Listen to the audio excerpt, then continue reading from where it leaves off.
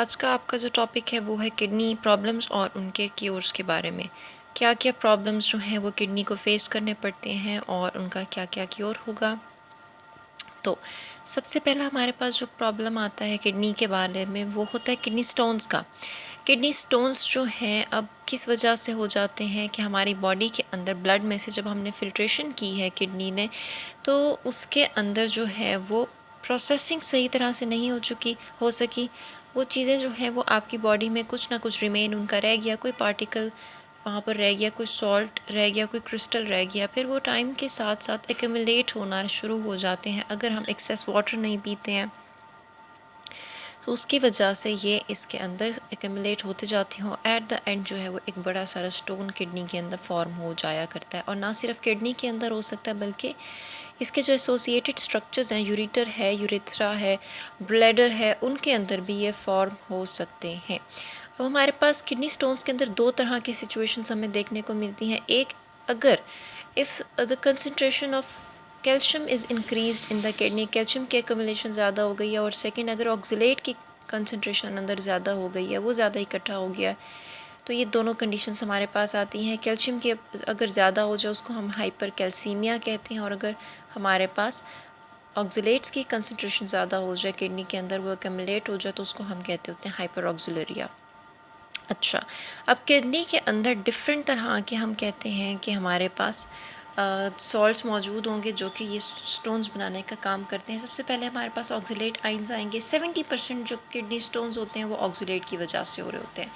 15% होते हैं calcium phosphate की वजह से। 10% जो होते हैं वो यूरिक एसिड की वजह से होते हैं। अब क्या रीज़न्स होती हैं इसके अंदर? हमारे पास ग्रीन लीफी वेजिटेबल का अगर हम इस्तेमाल बहुत ज़्यादा करते हैं और सही तरह से वॉश नहीं करते तो इसकी वजह से हो सकती होती हैं। अब क्योर हम कैसे कर सकते हैं इसको, स्टोन्स को क्योर करने के हमारे पास दो तरीके हैं, ठीक है। एक है नॉन सर्जिकल, कि हम कोशिश करें सर्जरी ना करवाएं।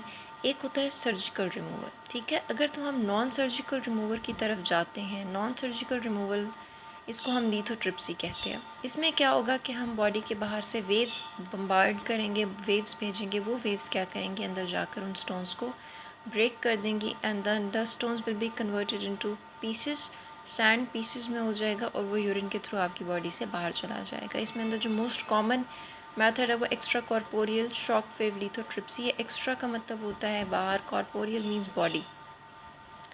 तो ये बॉडी के बाहर से वेव्स भेजी जाएंगी जो कि जाकर अंदर स्टोन्स को ब्रेक कर देंगी। अब दूसरा तरीका होता है सर्जिकल रिमूवल का, कि किडनी का आप ऑपरेट करें या जिस पार्ट के अंदर भी स्टोन है वहाँ पे उसको लोकेट करें, उसको ऑपरेट करें और वहाँ से स्टोन को रिमूव कर दें। अच्छा, अब उसके बाद आ जाता है रीनल फेलियर।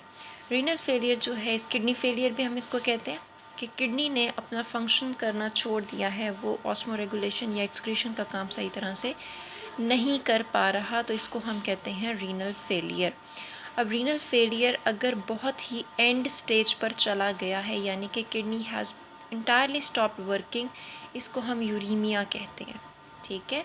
यूरीमिया क्या चीज़ होती है? एंड स्टेज किडनी फेलियर को हम यूरीमिया कहते हैं। When the kidney has completely stopped working, इसको हम कहते होते हैं रीनल फेलियर।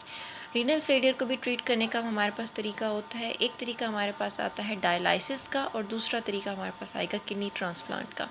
इनको हम इंशाल्लाह कल डिस्कस करते हैं कि हमारे पास रीनल फेलियर को ट्रीट करने के क्या क्या तरीके होते हैं, डायलिसिस और किडनी ट्रांसप्लांट हम कैसे परफॉर्म करेंगे। Thank you.